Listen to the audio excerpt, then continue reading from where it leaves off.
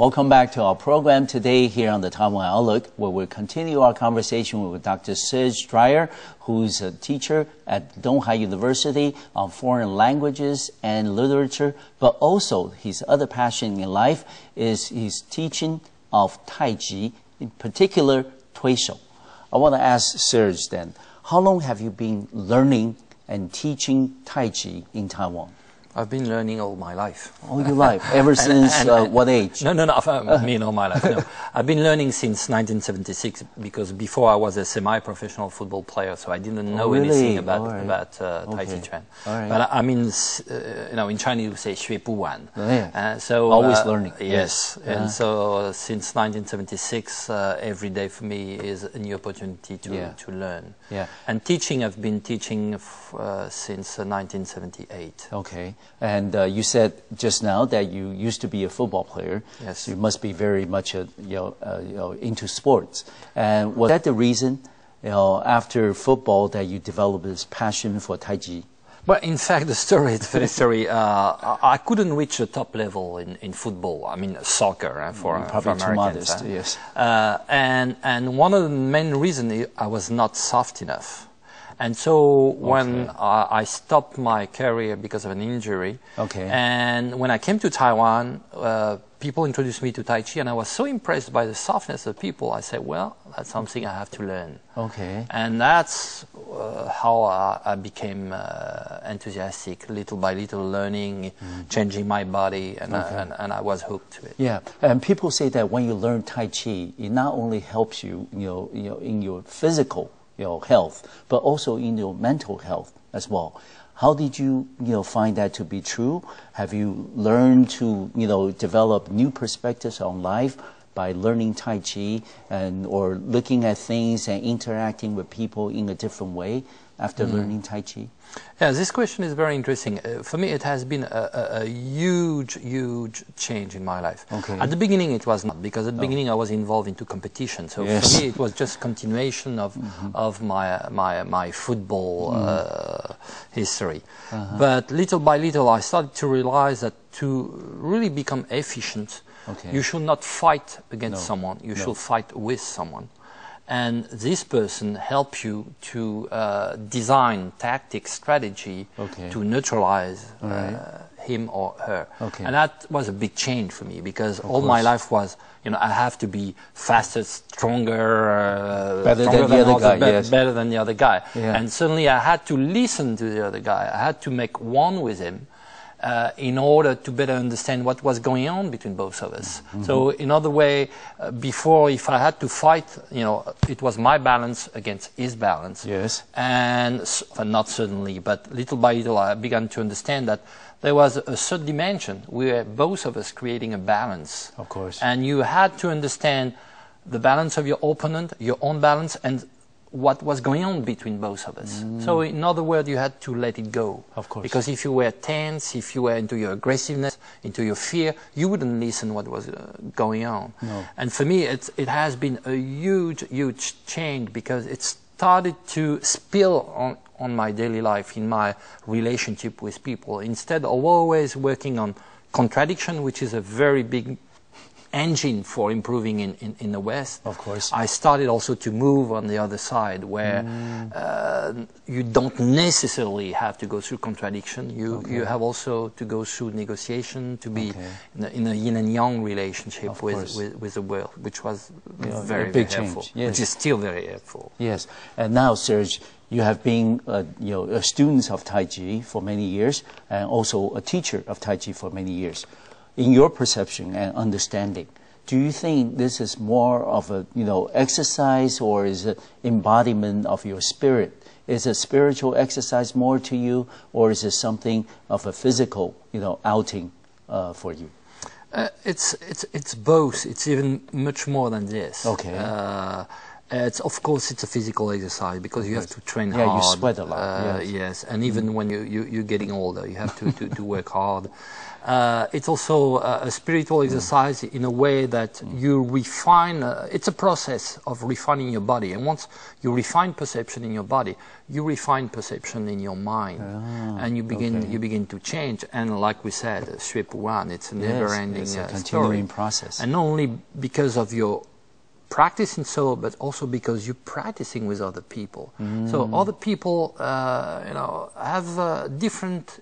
Everyone gives you a different feedback. Yes. So since I'm teaching all kind of people, I've been teaching in Russia where they're strong. They like strong men. Yes. In France, it's very different. In the States, it's also very different. In Taiwan as well. So you have to adapt to the sensitivity of each person. And you're not only teaching, you're also receiving. Of course. Because each person, in a way, is asking you a question. And some of the question you know, some you don't know. And when you don't know, that's when you learn the most. Of course. And you've also, Serge, I understand, be teaching, 推手, push hand, all over the world. Where have you been, teaching that around the world? What countries? Oh, many countries. I've been teaching in many European countries. Okay. I've been teaching in Russia, in United States. I'm going back to United States in July. Okay.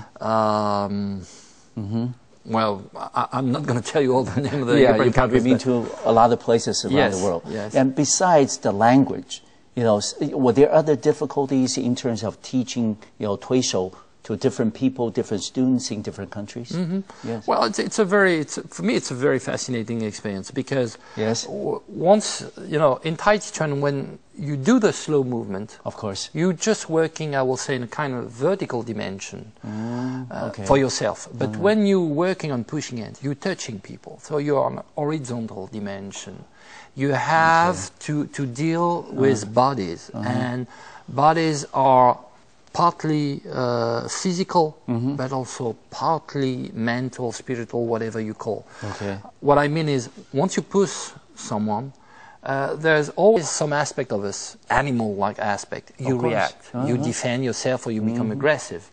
But there is also a cultural background where people are used to be aggressive or used to be more passive, or there's also the family tradition of violence or non-violence or whatever. Okay. So whenever you touch someone, you're not just touching a body, you're touching a culture. Of course. You're touching an education. Yes. So every place where I've been, I had different feelings, different sensibilities. Of course. And it's very challenging. Yeah, because of all these differences in culture and in terms of their education, in terms of their family background, do you think that you have different kinds of relationships with different students around the world in different countries?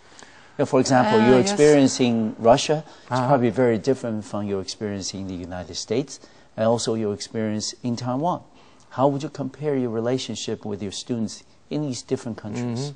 That's a very challenging question. I will say I wouldn't emphasize on the difference of these different places, although they do exist. Yes. You're absolutely right. For example, first time when I went to Russia, there's so much into the strong man that every push for me was a challenge. Even the women were pushing like war.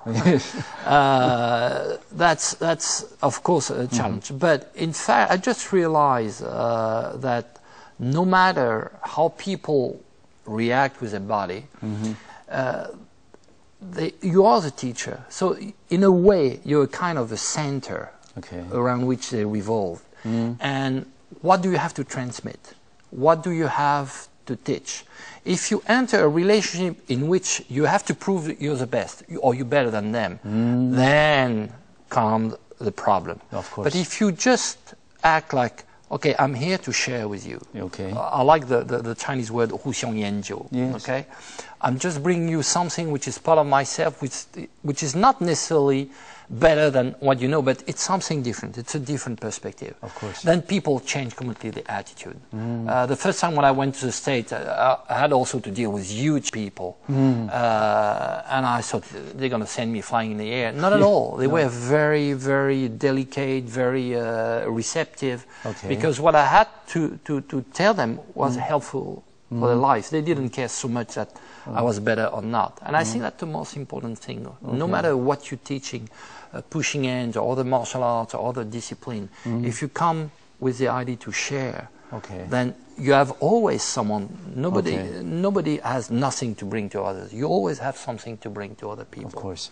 Besides the notion of sharing, do you find your teaching, your experiences as a teacher for, Tui Shou, push hand, has really helped you in terms of teaching other courses, maybe on culture, on languages, to your students? Do you find them to be mutually, complementary to each other?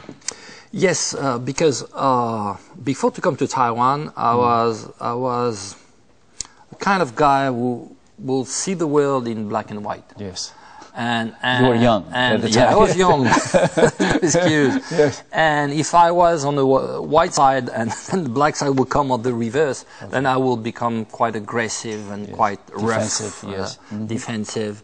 And pushing hands has helped me to change, to be more into the listening, because that's a word we always using in pushing hands, tinging, listening ability. And it has also helped me to understand when someone is aggressive toward me or is doing something I don't like, then instead of reacting immediately, you have to try to understand what's going on. And I'm not doing that all the time, even nowadays, but at least I'm trying, because I understand there are other ways to deal with people than just confrontation. Okay, good.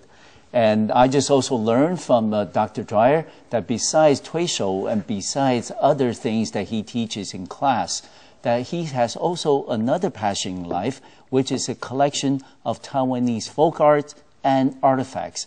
And that will be the topic when we come back after this short break to continue this conversation with Dr. Serge Dreyer from Tunghai University. I'll see you in a few minutes.